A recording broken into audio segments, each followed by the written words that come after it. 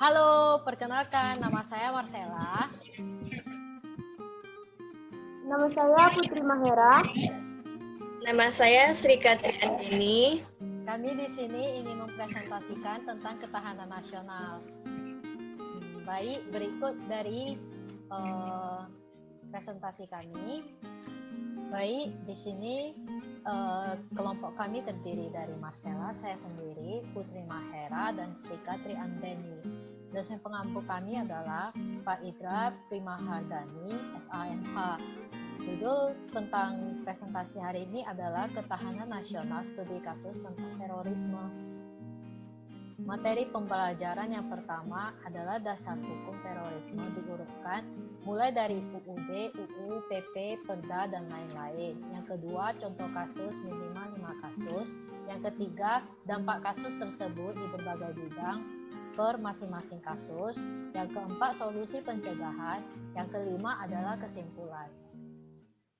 Baik, dasar hukum terorisme itu didefinisikan sebagai perbuatan yang menggunakan kekerasan atau ancaman kekerasan yang menimbulkan suasana teror atau rasa takut secara meluas, menimbulkan korban yang bersifat massal dan atau menimbulkan kerusakan atau kehancuran terhadap objek vital yang strategis, lingkungan hidup, fasilitas publik, atau fasilitas internasional dengan motif ideologi, politik, atau gangguan keamanan. Yang pertama adalah pasal 5 ayat 1, pasal 20, dan pasal 28J Undang-Undang Dasar Negara Republik Indonesia tahun 1945.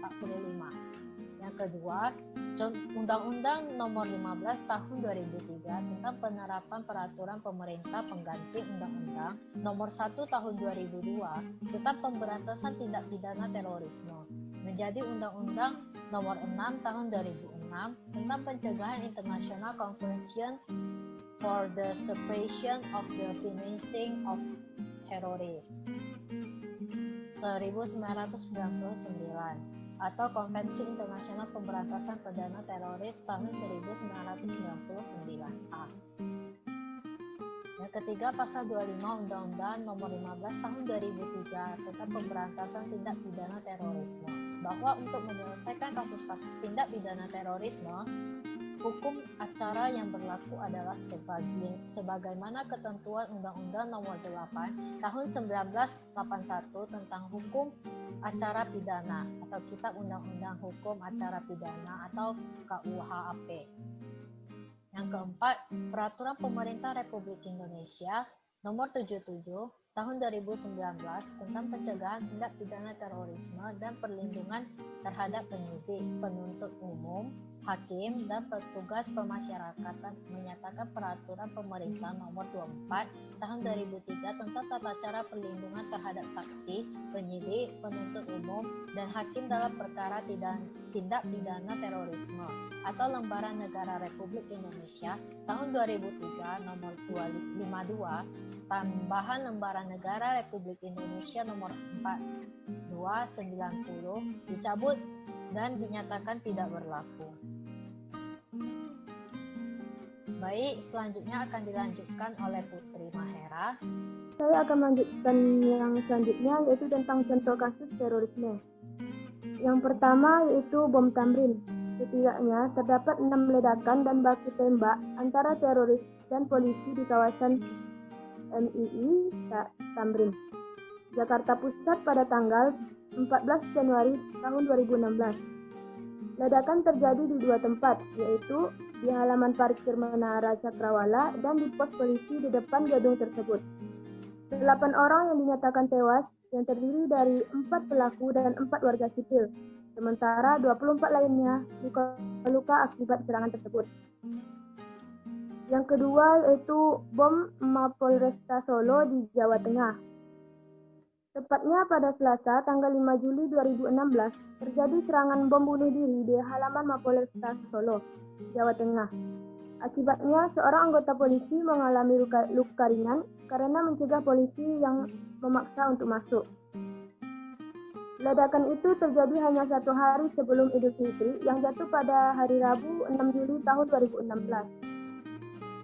Yang ketiga yaitu bom Molotov di Kalimantan Timur dan Kalimantan Barat. Tepatnya pada tanggal 13 November sekiranya pukul 10:10 WITA, terjadi ledakan bom molotov di depan gereja Oikumen, Jalan Cipto Mangkusumo, Kota Samarinda, Kalimantan Timur. 1 orang meninggal dan 4 orang anak mengalami luka bakar di sekujur tubuhnya akibat peristiwa tersebut.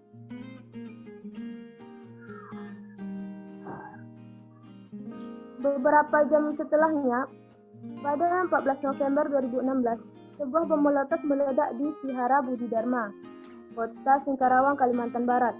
Beruntung tidak ada korban jiwa maupun korban luka-luka dalam peristiwa yang terjadi sekiranya pada pukul 2:30 WIB dini hari karena saat itu tidak ada kegiatan di Sihara tersebut. Contoh yang keempat yaitu bom terminal bus kampung Melayu. Setidaknya ada 2 ledakan terjadi di sekitar terminal bus kampung Melayu, Jakarta Timur pada Rabu malam pada tanggal 24 Mei 2017. Ledakan pertama terjadi sebelum pukul 9 WIB, sementara ledakan kedua tepat pukul 9 WIB, dengan jarak sekitar 10 meter dari lokasi pertama. Ledakan itu menewaskan setidaknya 5 orang dan 10 orang lainnya luka-luka. Korban tewas juga termasuk 3 orang polisi yang sedang menjaga pawai obor menyambut bulan Ramadan pada malam itu. Sementara 2 orang lainnya adalah pelaku bom bunuh diri. Nah, yang kelima yaitu tragedi Makobrimob. Pada Selasa malam 8 Mei 2018, terjadi kericuhan antara narapidana teroris atau napiter dengan polisi di rutan Makobrimob, Kelapa II, Depok, Jawa Barat. Ada 5 polisi dibunuh secara sadis dan oleh para napiter. Mereka yakni Bribda Wahyu Catur Pamukas, Bribda Syukron Fadli Idensos, Bribda Rospuji, Bribka Deni Setiadi, dan Bribtu Fandi. Kemudian 1 napi juga tewas dalam peristiwa tersebut. Peristiwa itu juga disertai penyanderaan terhadap 1 anggota polisi atas nama Bribka Irwan Sarjana. Butuh waktu 36 jam polisi membebaskan sandera hingga akhirnya para napi teroris yang berjumlah 155 menyerah tanpa syarat.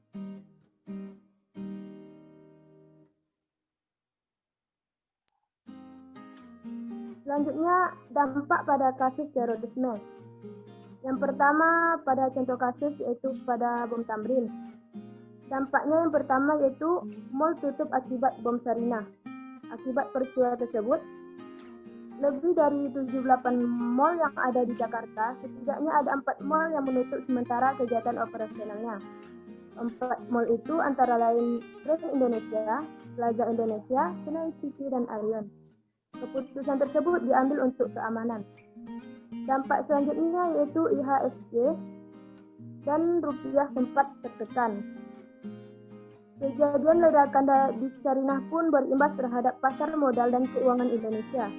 Nilai tukar rupiah dibuka melemah 22 poin ke level 13.857 per dolar Amerika Serikat. Pada Kamis pagi ini, penutupan perdagangan Rabu 13 Januari 2016 di level 13.835 per dolar Amerika Serikat.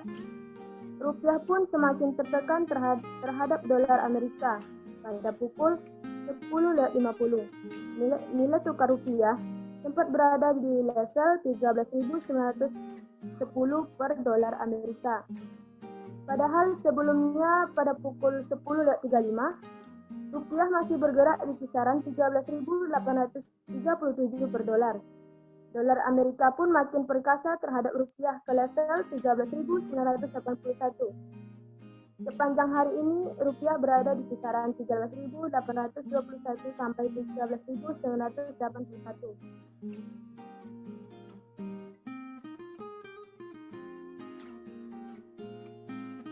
Baiklah, selanjutnya akan dilanjutkan oleh rekan kita, Srika Triandeni.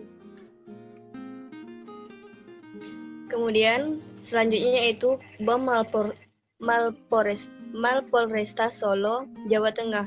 Akibatnya seorang anggota polisi mengalami luka ringan akibat mencegah pelaku memaksa masuk. Ledakan itu terjadi hanya 1 hari sebelum Idul Fitri yang jatuh pada Rabu 6 Juli 2016. Yang ketiga yaitu bom Molotov di Kalimantan Timur dan Kalimantan Barat. Masyarakat yang mengalami insiden tersebut tidak hanya cedera fisik yang membutuhkan dekontaminasi dan perawatan medis, tapi juga akan mengalami trauma psikologis ekstrem yang dapat menghasilkan masalah kejiwaan akut dan kronis. Efeknya pada anak-anak mungkin saja akan mengalami depresi dan trauma yang lebih berat dibandingkan pada orang dewasa pasca peristiwa pengobaman tersebut. Anak yang mengalami langsung atau berada dekat dengan kejadian mungkin saja akan mengalami stres pasca trauma atau PTSD.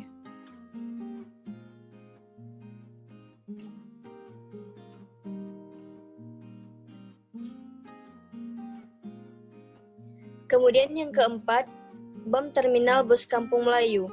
Dampaknya itu ledakan itu menewaskan setidaknya 5 orang dan 10 orang lainnya luka-luka. Korban tewas juga termasuk 3 anggota polisi yang sedang menjaga pawai obor menyambut bulan Ramadan pada malam itu.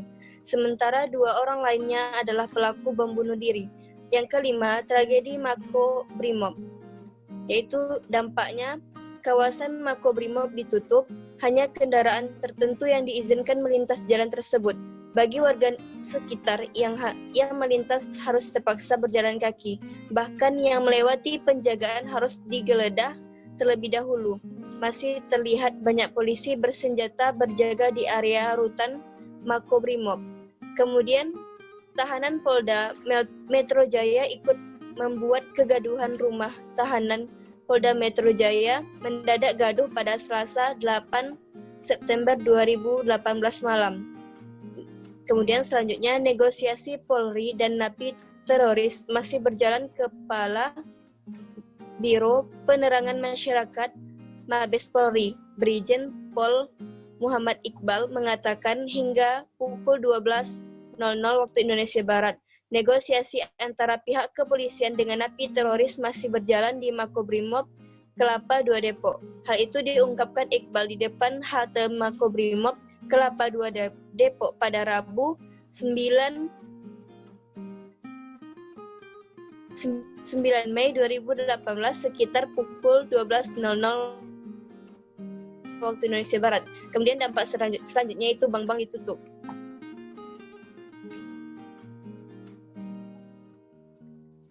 Kemudian luka sebetan, namun pelaku yang membawa semurai langsung ditembak mati sebelum mengamuk lebih jauh. Dampak sosial seperti terjadi kekacauan di lingkungan masyarakat, adanya pikiran negatif terhadap masyarakat pendatang baru, dan adanya rasa takut untuk mengunjungi daerah diisukan terdapatnya teroris. Kemudian pada dampak ekonomi seperti kurangnya minat investor untuk menanamkan saham ke negara yang diisukan adanya teroris, kurangnya minat turis untuk datang ke negara tersebut, dan terjadinya inflasi ekonomi disebabkan turunnya harga saham yang melonjak tinggi. Kemudian di bidang politik, seperti terjadinya ketegangan politik bilateral dan multilateral disebabkan adanya keterkaitan warga negara lain dan terbaginya fokus pemerintahan sehingga menimbulkan isu pengalihan permasalahan yang terjadi di dalam internal pemerintahan.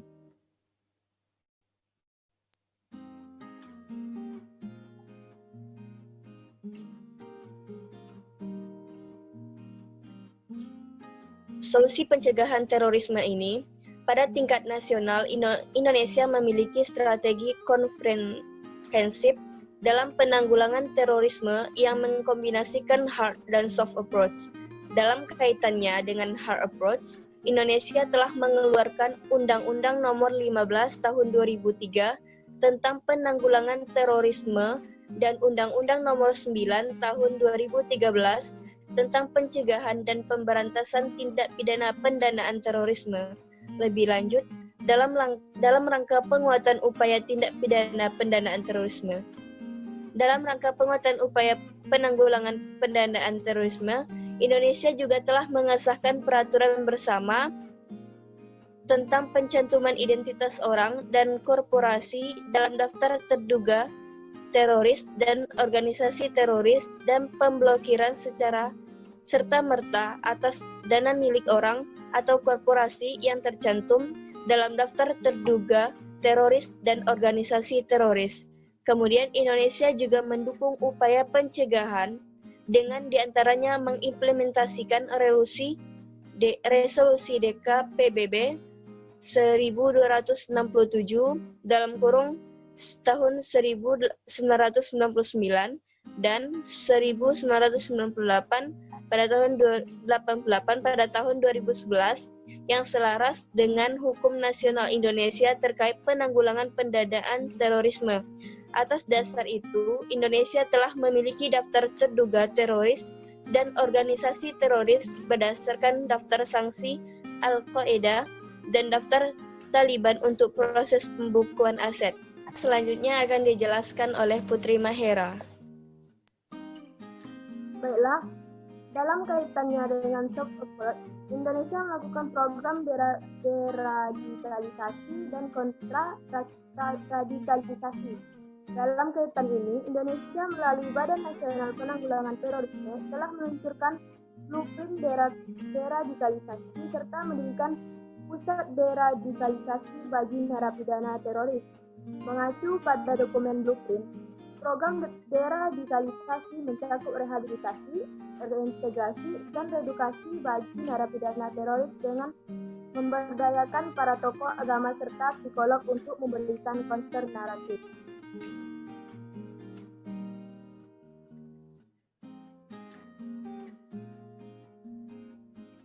Nah, yang selanjutnya yaitu kesimpulan.